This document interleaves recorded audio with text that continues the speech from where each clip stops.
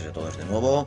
Comunicaros que nuestro amateur femenino A se ha logrado imponer por un resultado de 3 goles a 5 como visitante en el campo del Base Olérdola.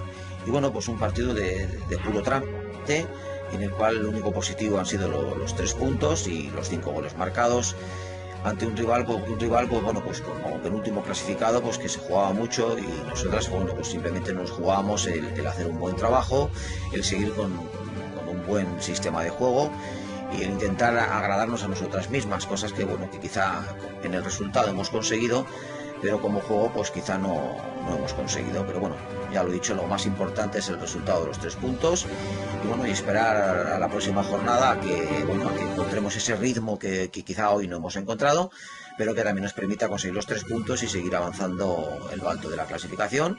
Y bueno, mientras hay vida y esperanza, y habrá que seguir luchando.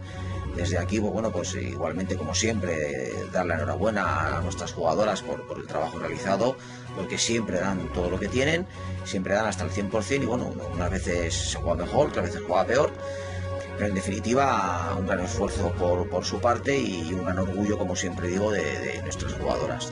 También, bueno, pues dar ánimo a nuestra jugadora Alex, que antes de empezar el partido, bueno, pues ha tenido un pequeño percance y bueno, pues ha tenido una pequeña lesión en la rodilla que no le ha permitido jugar el partido de hoy.